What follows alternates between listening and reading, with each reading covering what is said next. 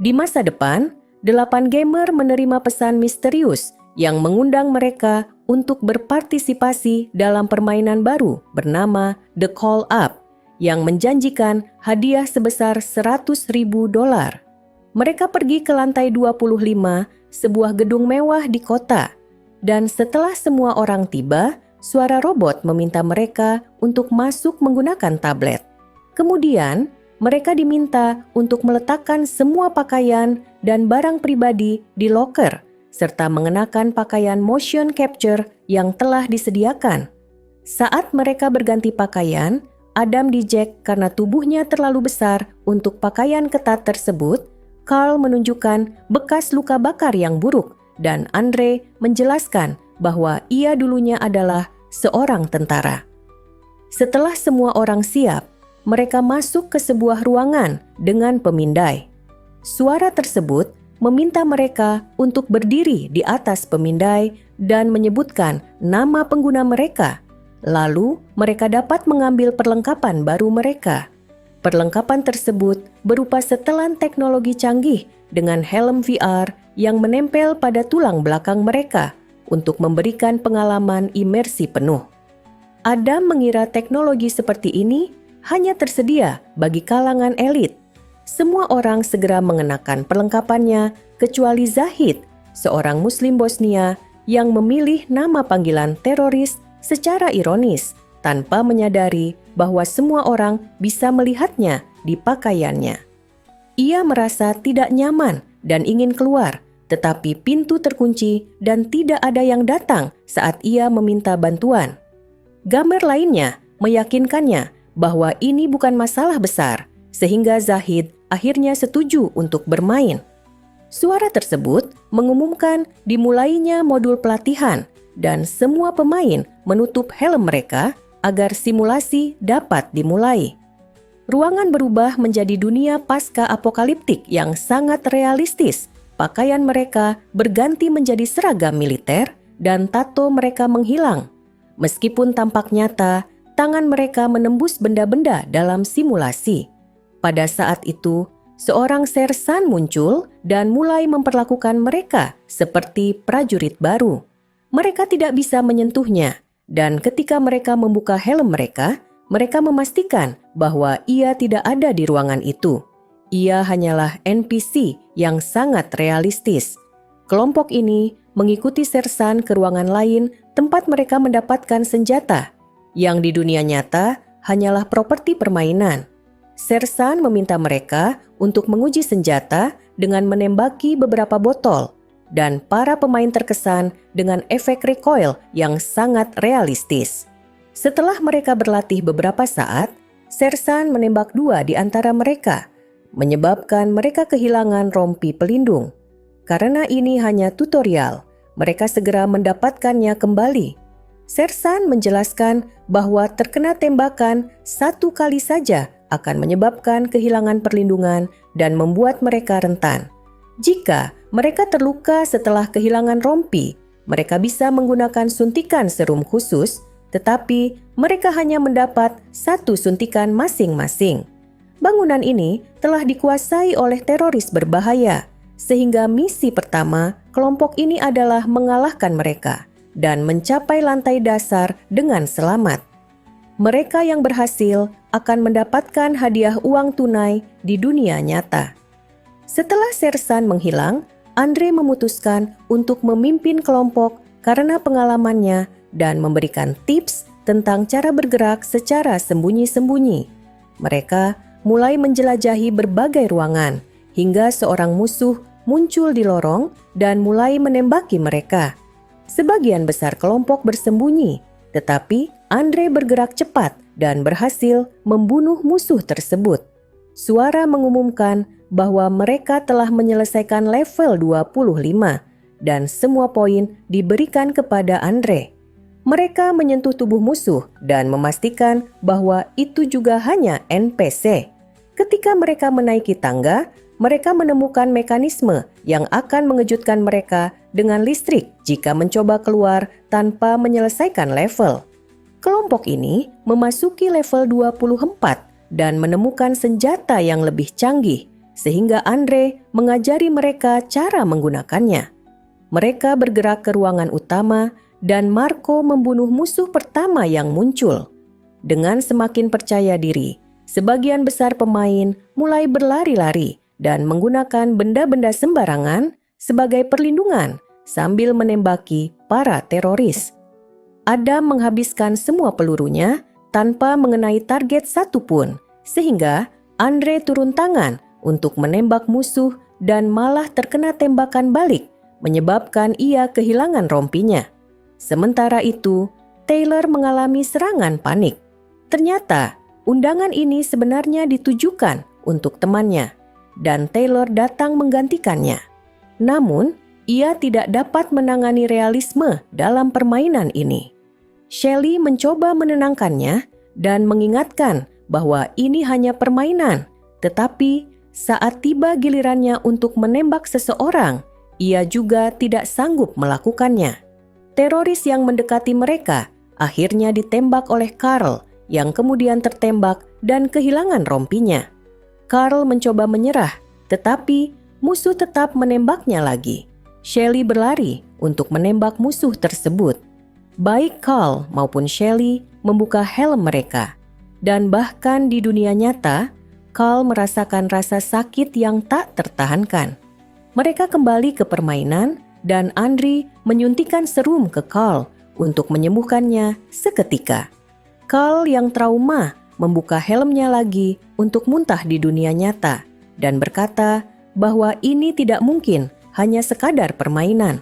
Setelah itu, seluruh kelompok membuka helm mereka untuk beristirahat. Saat Adam menemukan senjata baru, Carl menjelaskan bahwa ia merasakan sengatan listrik yang nyata dan berteori bahwa ini mungkin acara reality show. Zahid panik dan mencoba melepas pakaian, khususnya, tetapi tidak bisa, sehingga Marco berpikir ini adalah bagian dari tes. Kemudian, Zahid menyatakan bahwa ini bisa jadi eksperimen militer dan Marco setuju, mengatakan bahwa Andre pasti orang dalam mereka. Terjadi perdebatan yang memanas, sehingga Andre pergi ke kamar mandi untuk menenangkan diri. Para pemain tidak menyadari bahwa permainan masih berlangsung dan musuh yang mereka bunuh telah hidup kembali. Salah satu dari mereka mengepung Andre di kamar mandi, dan dia hanya sempat menutup helmnya sebelum ditembak. Ia ingin menyembuhkan dirinya sendiri, tetapi serum sudah digunakan untuk Carl. Yang lain mendengar suara-suara dan segera menutup helm mereka juga, tetapi Edward langsung tertembak. Kelompok ini berlari untuk bersembunyi dan Taylor mencoba mengambil tangga, tetapi level belum selesai sehingga dia terhalang. Tak lama kemudian, para teroris mulai menembaki mereka dan tim berusaha mempertahankan diri sebaik mungkin. Edward menyembuhkan dirinya dengan serum sementara Andre menyeret tubuhnya yang berdarah melalui koridor. Ketika Adam melempar granat, ia berhasil membunuh semua musuh yang tersisa dan level akhirnya selesai dengan Adam mendapatkan skor tertinggi. Tanpa suara tembakan, tim akhirnya bisa mendengar Andre meminta bantuan. Pada saat itu, Andre membuka helmnya dan mendengar suara timer sebelum otaknya disetrum, menyebabkan dia kejang selama beberapa menit. Ketika yang lain menemukannya, Andre sudah meninggal. Shelley mencoba melakukan CPR, tetapi tidak berhasil. Suara mengumumkan bahwa mereka bisa melanjutkan ke level berikutnya, tetapi kelompok ini tidak ingin bermain lagi. Mereka melihat ada darah di lantai dan menyadari bahwa helm telah membunuh Andre, sehingga mereka mencoba melepasnya, tetapi tidak mungkin. Zahid panik dan mengambil alat pemadam kebakaran sambil meminta bantuan untuk melakukan tes. Carl menjadi sukarelawan dan Zahid memukulnya beberapa kali dengan alat pemadam kebakaran, tetapi helmnya tetap tidak bisa dilepas. Pada saat itu, mereka dipanggil kembali ke permainan oleh Sersan yang berjalan menembus tubuh Carl sebelum menendang Zahid beberapa kali sebagai hukuman karena melanggar aturan. karena Sersan memperingatkan mereka tentang hukuman jika tidak bermain. Kelompok ini tidak punya pilihan selain terus bergerak. Mereka melewati beberapa level tanpa banyak kesulitan. Meskipun di setiap lantai mereka harus belajar menggunakan senjata baru dan menghadapi mekanisme permainan yang berbeda. Di sebuah ruangan dengan kebocoran gas, mereka harus menghadapi tantangan baru yang semakin berbahaya. Mereka tidak dapat menggunakan senjata api dan harus menggunakan pisau untuk bertarung jarak dekat. Harus membunuh seseorang secara langsung membuat kecemasan Taylor semakin parah dan Shelley berjanji akan membawanya keluar dari sana. Saat mereka terus turun, sebagian besar tim kehilangan rompi pelindung mereka. Dalam baku tembak sengit, Carl dan Adam tertembak, sehingga Shelley dan Marco membantu mereka dengan serum. Beberapa jam kemudian, kelompok ini beristirahat dan menyadari bahwa sudah malam di dunia nyata.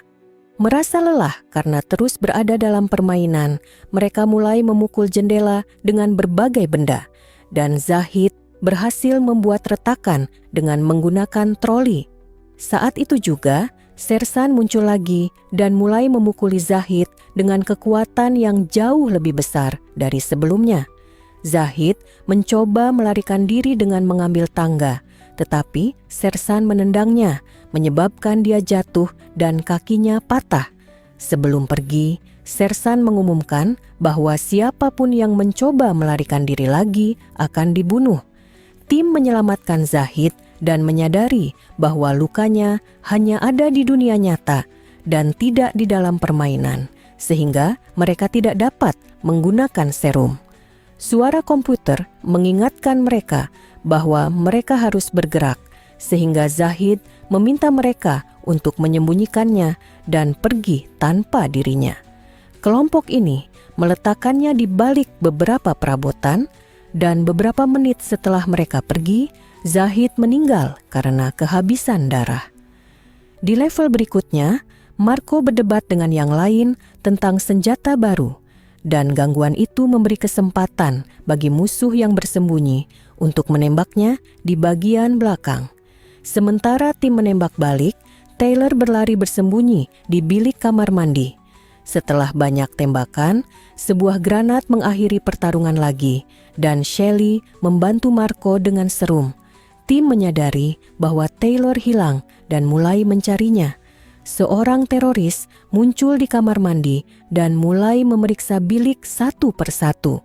Shelley mendengarnya, lalu menerobos pintu dan menikam pria itu lebih dulu.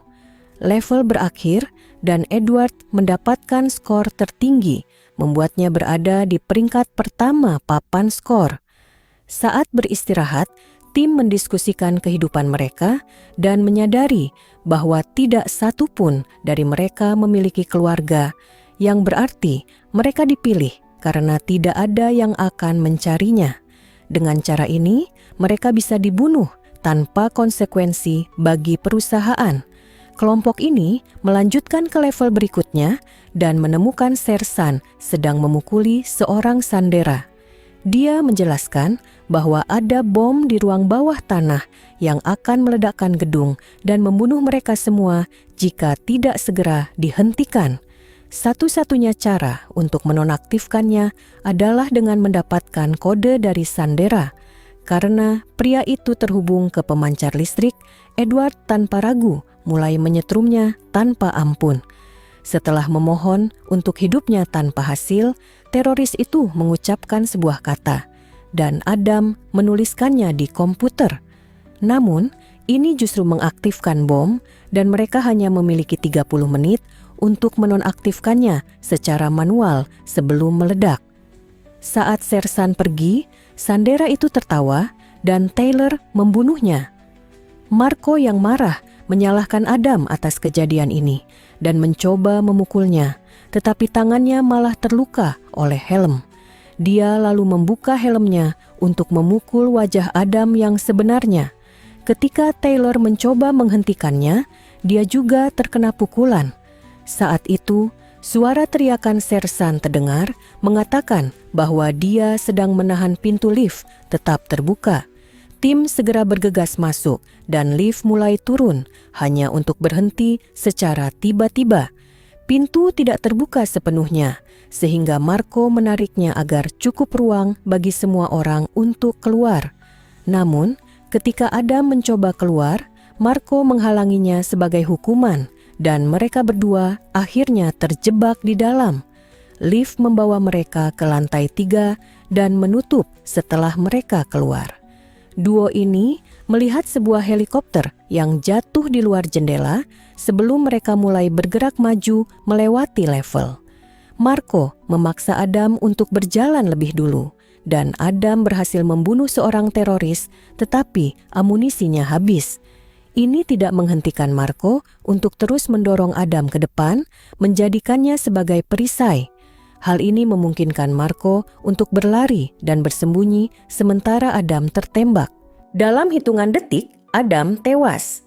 Dengan hanya 15 menit tersisa, Marco mengalami keterpurukan, tetapi ia tetap bergerak ketika suara komputer mengumumkan level ini telah selesai. Sementara itu, di lantai 4, tim yang tersisa menemukan beberapa senjata dan mulai menjelajahi area tersebut.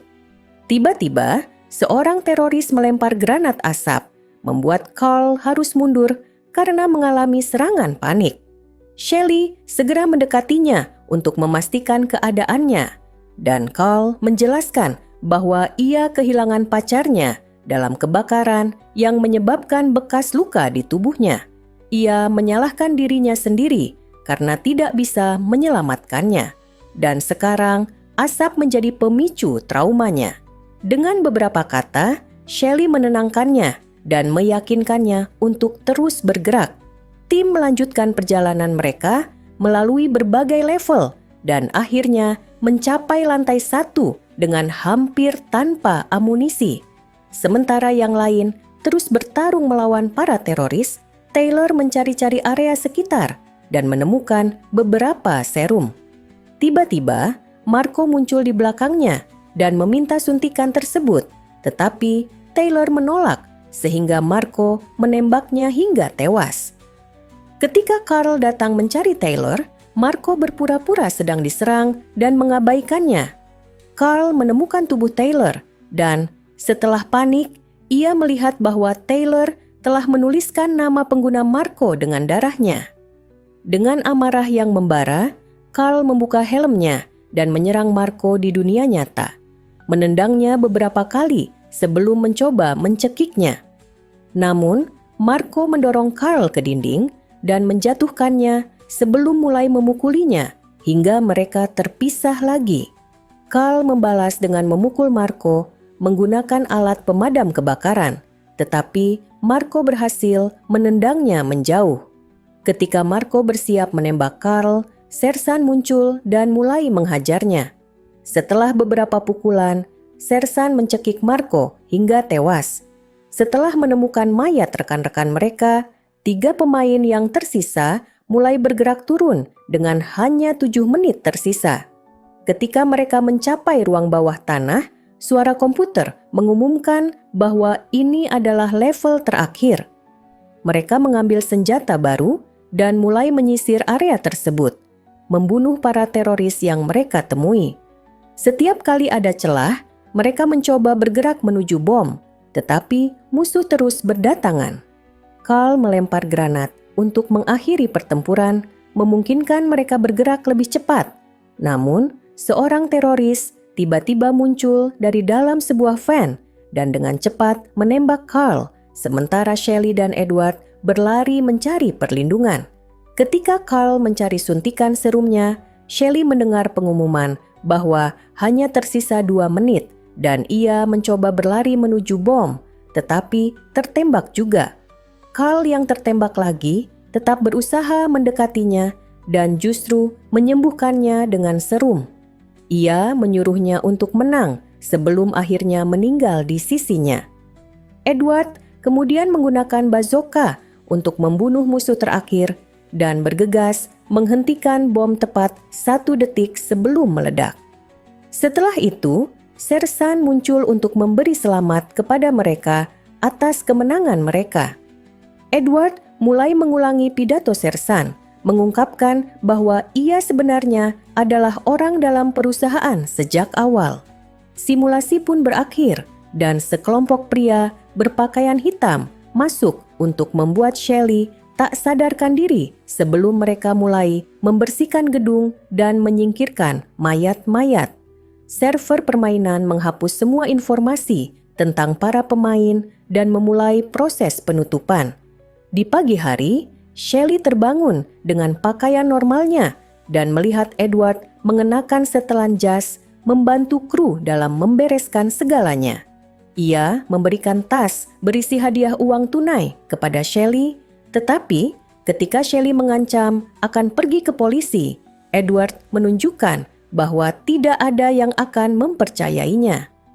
Ketika salah satu pria mencoba menenangkannya dengan suntikan, Shelley melawan dan menyuntikkan obat itu kepada pria tersebut. Kemudian, ia merampas senjatanya dan menembaki semua lampu di tempat parkir. Edward mengirim anak buahnya untuk mengejar Shelley, tetapi dengan semua pengalaman yang didapat selama permainan, ia dengan mudah membunuh mereka semua.